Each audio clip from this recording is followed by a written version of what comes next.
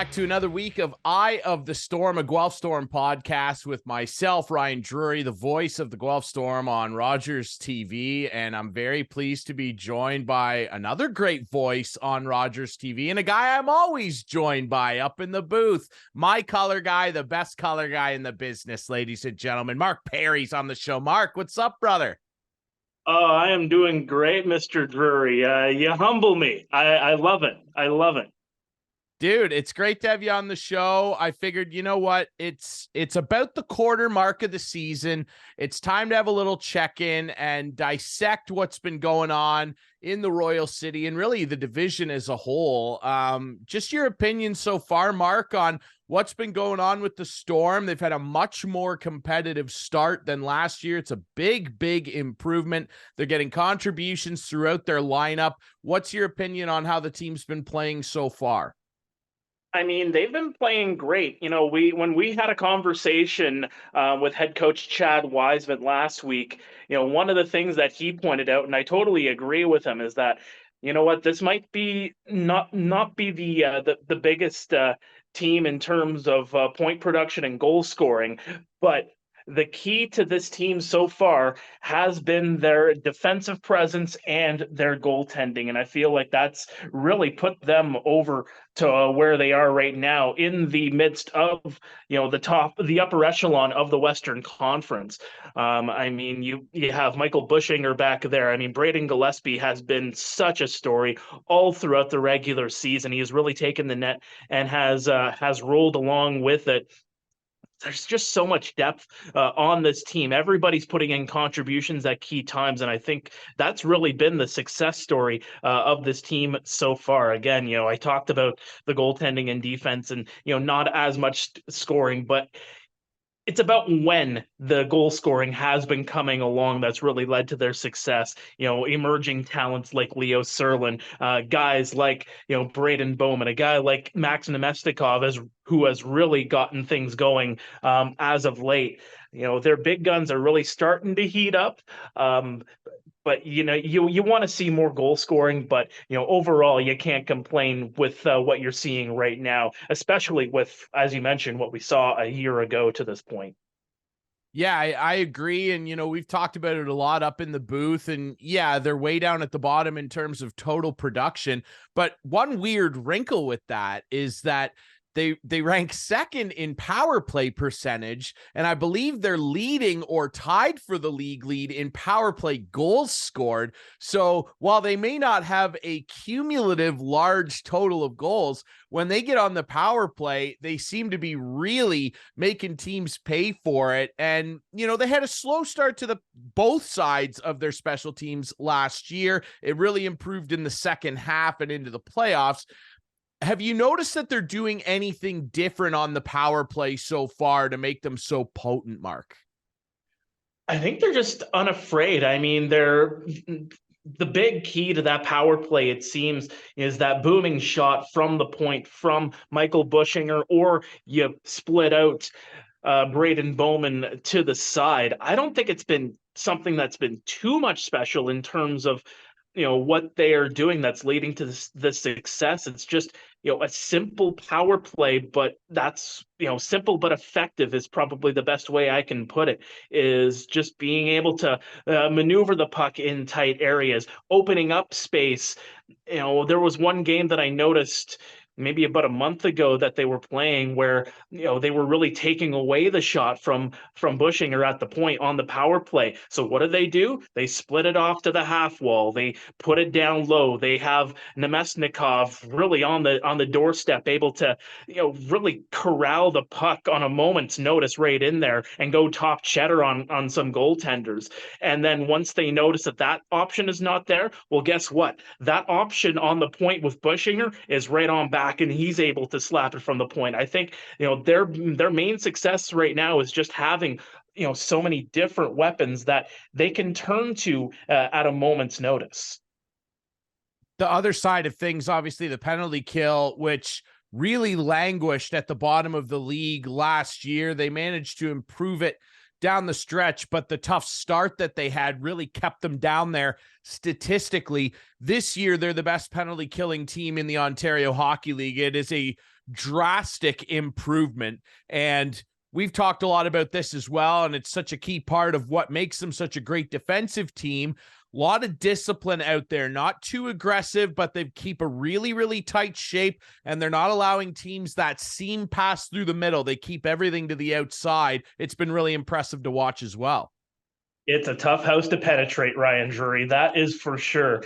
Again, like you said, keeping things to the outside. I think that's what's led to a lot of that success on the penalty kill. Those active sticks, being able to just get sticks in lanes, being able to block shots, being unafraid of taking a shot on the leg. That's really all there is to it. Again, I go to the term playing simple but effective hockey, whether it is on the power play or in this case on the penalty kill, being able to clear the puck out, rather quickly for the most part.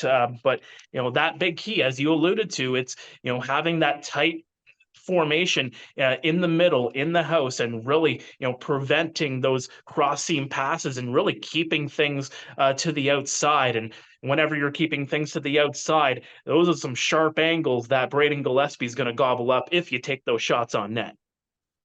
Gillespie's been such a story, and we haven't seen a ton of Damian Slavic. Still just 3 starts in the league as we record this, 1 win, 2 losses, but his numbers remain sparkling as well. Clearly they have a lot of great stability in terms of keeping pucks out, and I'm sure as guys start heating up, Vilmer Ulrichsen is getting better with every game we seem to watch him.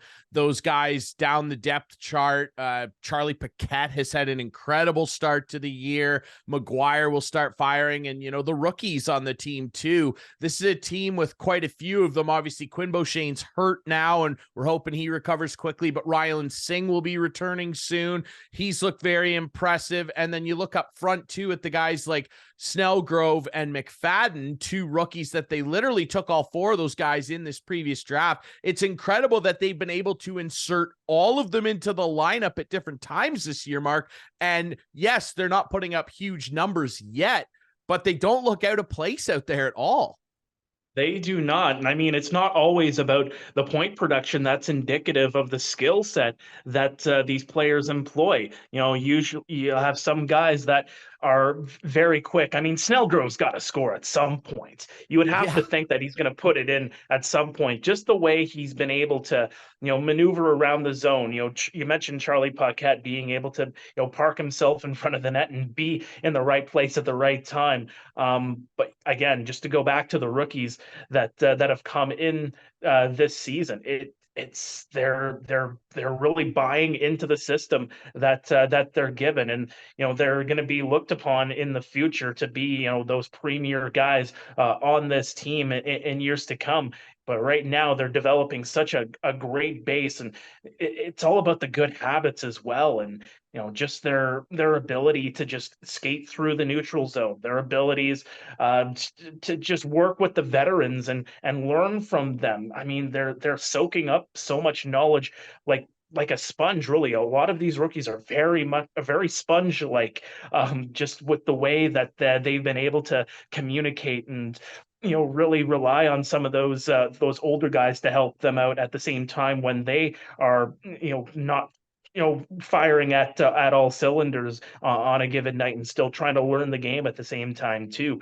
But again, I'll go back to it. Points are not always indicative of the skill set or the talent level of some of these guys.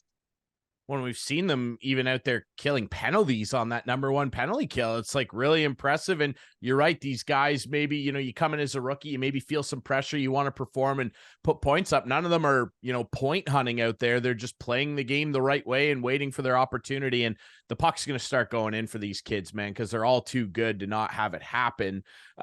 You look at this team and, you see the leaders up there. Bushinger's having another incredible season. He's playing the best hockey I've ever seen him play recently. And, we've watched him grow over the last couple of years. He continues to be excellent. If he's not the best defenseman in the OHL, he's top 3, no question. Braden Bowman started to heat up. Maxim Mesnikov, the leaders are there and they're heating up of late. If you could look down the lineup, and I mean, you can name more than one if you like, but you look down this lineup and you see all that depth and the great defensive efforts. who's kind of the unheralded hero of the team so far? Maybe the guy that, doesn't jump out off the roster when a fan would maybe look at it, but who's somebody that's maybe not familiar with the team that's really been an unheralded hero for them? I might have to say Mackenzie. I mean, let's be honest. This guy is doing everything right. He's counted on more and more this season to play bigger minutes. Being able to play with veterans and be a veteran on this team. I think you talked about the Bushingers, the Braden Bowmans, the Nemesnikovs, and I mean I might even throw Jet Luchenko, who's really developed Yeah. into such a great hockey player on this team in just his second year in the league. Mackenzie, as well as Jake Carabella, also as another guy that I don't think gets talked about enough on this team for his contributions. I mean, the leader when it comes to taking faceoffs on this team, the Washington Capitals draft pick. I think he's really flown under the radar this season. He probably will be the first to tell you that he would like to have more points on the board than he does right now. But again, he's another guy that is doing the little things right. But when it comes to unheralded, I might have to put Mackenzie up there at the top. Hunter McKenzie would be a really good choice, and a kid that, struggled at times in his rookie year to kind of find a consistent role. And this year we're not seeing that. He's killing penalties. He's throwing big hits. Saw him getting a big fight the other night, sticking up for himself, which was unbelievable. And he did very well in that fight too. Big farm boy. I mean, he's out there doing he can chuck him. Oh yeah, I think maybe it puts some guys on notice, like stay away from 14 over there. If I could have a vote, Mackenzie's a great pick.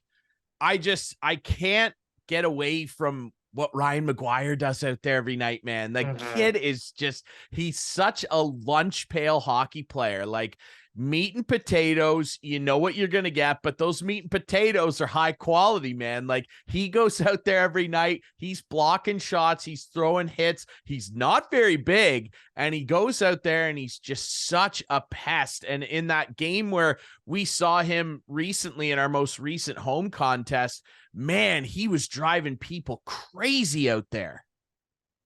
I absolutely agree with that. Ryan McGuire, yeah, you talk about meat and potatoes. I'm getting hungry for starches here. Starchy kind of fellow, that's for sure, on the ice. But I mean, I couldn't have said it better myself. A guy that, again, another guy on this team that you're not necessarily going to notice him on the score sheet from night to night, putting up 2 goals, 3 assists, or 2 goals, a helper each time out, and being a maybe a 90 to 100 point guy, but a guy that does all the other things right. And as you said, you put it best, driving the other team nuts. And that might leave more of an impact on a game than maybe a guy that's putting up a couple of goals a night. Yeah, it's unbelievable. And he's really part of that fabric that has made this team so close. Mark, I know you've seen a couple of the episodes, and just talking to the guys, that I've been able to chat with so far throughout the show. And all of them, to a man, are just saying, man, this group's so close. Man, we love coming to the rink. It's infectious, and it really carries. And you can tell that this group, the way they play and the way that they're earning these wins, you can't do that if you're not a close group and sacrifice your body the way these kids are. It's really, really impressive, and it's been fun to watch down at the Sleeman Center. If you haven't been yet, come down. I mean, this team is working hard, and they're fun to watch. Mark, obviously, the division that they're in continues to be, in my opinion, the best division in this league. That Midwest division, man, it continues to be stacked with teams. The Kitchener Rangers are an unbelievable story. What a turnaround they've had from barely squeezing into the playoffs last year. They changed their coach again. They seem to have found the right guy. Jussi Ahokas is really driving home a consistent message, and it's working for them. They're scoring in bunches. London continues to be pesky. Erie's only a point behind Guelph. What an addition, bringing in Gaudreau. They seem to have stabilized themselves a bit. I think we're probably on the same page here, though, Mark, when I ask a lot of people, including yourself, who's maybe a shock story so far? And I think it's the Owen Sound attack. Like, man, oh man, what is going on in Owen Sound right now? What do you make of their struggles? Because, man, their roster's way better than this. It really is. And to be honest, I don't know what the recipe is to get out of it. I mean, some of these guys that they're not playing to their potential, I guess you can say. I mean, they got a great young goaltender in Carter George. They have such a powerful offense. I mean, I was probably one of many that took them as the team to beat in this division coming up this season with the firepower that they have and the potential that they could bring in toward and including on the trade deadline. I really don't know what it is with this team, and if they don't get it wrapped up pretty quickly and figure out, which direction the train's going to be going, it's going to be tough times at the Bayshore for the next several months. Yeah, it's interesting. And I mean, they've had a lot of coaching changes over the last 5 years. And I don't know how much of an effect that necessarily has, but I think everybody kind of looks at that roster and goes, what's going on there? Like Barlow's there and Petrovsky. Sam Sedley's having a great year, but there are a lot of guys over there where you're looking up and down that lineup and kind of going, they got Denny Gore, like a good returning cast of guys, and they're in the thick of it right now, and I'm sure that they will turn it around. Mark, I want to talk a little bit more about you, obviously, because you're the guest on this show. Obviously many will recognize Mark is my broadcast partner on Rogers TV with Guelph. However, Mark also, if you're not the busiest guy in the OHL, I don't know who is, because you're also doing a lot of road broadcasts for Sudbury Wolves radio as well with a legend's son. Tell us a little bit about that. I mean, we got connected just over a year ago. This is our second season doing games together, and I got to mention it as well. Today, as we tape this, is Mr. David Bowen's 23rd birthday. So if you are Wow. listening, Davey, happy birthday, buddy! And I'll see you in a couple of weeks at our next gathering. But this was the the story came out that he was going to be doing play-by-play for some road broadcasts going into last season, and I had known the previous person in there. He didn't have too many people coming in as color commentators. He would have a rotating cast kind of thing, and I thought, you know what? Maybe this is an opportunity for me to get in some extra reps. I mean, I love to travel. I love to see the rest of the rinks. So on a whim, I reached out to the Sudbury Wolves, and sure enough, they said, "Yeah, absolutely. We would love to have you to do some games." And me and David clicked immediately. And our my opinion, our broadcasts sound great. It gives me an opportunity as well to see what the Eastern Conference is up to. The Eastern Conference is quite near and dear to my heart, something that not a lot of people know. Going back, the first OHL team that I covered was the North Bay Battalion in the year that the Guelph Storm defeated them in the OHL final about 11 years ago in 2014. Um, you know, so ever since then, I've always had that soft spot for the Eastern Conference. Fast forward to moving down into Kitchener Waterloo in 2018, I was able to have a soft spot for the Western Conference. I love this league so much, and being able to do Sudbury Wolves games gives me that connection not only for the Eastern Conference, but for Northern Ontario too. I mean, I'm a Timmins boy growing up, uh, born and raised.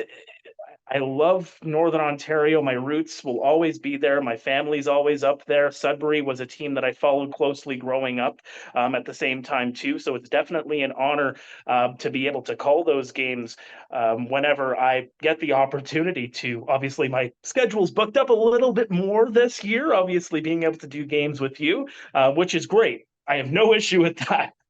um, but being able to do games with David and learn under him at the same time too. I mean, yes, the kid's only 23 years old, but he's also passed off a little bit of knowledge too. And his pop has come by a couple of times and has passed on a little bit of knowledge at the same time too. And for knowledge from a guy that I idolized growing up is it's worth its weight in gold. I can put it. That's probably the best way to put it. Yeah, I certainly agree. You know, when you can pick the brain of a guy like Joe Bowen, it's never a bad thing. And I listened in on the Brantford game you guys did recently there, and you guys sound great. He sounds great. I mean, you can tell that he's his father's son, right? He's got Mhm. that same enthusiasm for the game, and you know what a luxury for all of us. You know, in my opinion, it's the best hockey league in the world. It's a lot of fun, and I've shared this with you. I'm sure you have a couple stories too. The first time I met Joe Bone was after a Leafs game, and we had stayed late, me and some of my friends. This got to be 10 years ago. And I saw him walking out with his suitcase, and I thought, I got to go say something to him. And I ran up, and he was very gracious. He talked to me for about 15 minutes. He was fantastic. And I asked him, you know, Joe, you know, you're pretty loud up there. Like you're screaming and yelling for hours on end all season doing 82 games. Like, how do you kind of keep your voice in good shape? And he just kind of looked at me and went, whiskey and tea. And I went, that's great. That's fantastic. I've not taken that up myself. The tea's in the rotation. The whiskey I'm staying away from. I don't know about you. I mean, I'm a whiskey guy. I will admit Hey, it. So I'll have a glass or two on the rocks. I mean, yeah, a nothing thimble wrong with here and that. there. Yeah. Yeah, little fisherman's friends to loosen up the voice, if you will, if things go awry in that regard. But yeah, actually, Absolutely. first time I met Joe, he so this was actually the first time me and David did a game together. It was in Mississauga. I'll never forget it. Me and David had communicated already a few times over email and phone, but this is the first time I met David in person because this is the first game that we're doing together. Sure enough, we're calling the game, and whose voice do I hear in behind me coming to see his son call his first road game in the Ontario Hockey League? Well, Joe Bowen came to visit. Had a great conversation with him, and the rest is history, if you will. I'm sure he told you all about his ownership of the Green Bay Packers, which he's very proud of. Big He Packers he he fan. was sporting Green Bay while he was in the building, so Of course he was. He typically is. Yeah, him and his sons all have a minority stake in the team, which is pretty cool. Community owned team, obviously. And yeah, it's pretty wild that you're kind of getting to carry on the legacy with his son. We've both listened to him for so long, Mark. Is there a particular Joe Bowen call that sticks out to you that's one of your favorites? There's so many. there are so many. I might even have to go with the most recent, playoff victory in the against the Tampa Bay Lightning. I mean, just the you could hear the excitement in his voice where he just knew and he can feel Leafs Nation just that with that sigh of relief throughout the fan base, being able to finally, after so long, advance to round two in the Stanley Cup playoffs. We're still waiting on that Stanley Cup call from him, but I think that's probably the one that sticks out to me the most right now, especially. Yeah, How it was scored too. I mean, it was an overtime goal. I mean, what more can you want out of that? it doesn't get better than that. I like all the ones, you know, Austin Matthews scored one a couple years ago in overtime, and he said Big Poppy's in the house. That was a great one.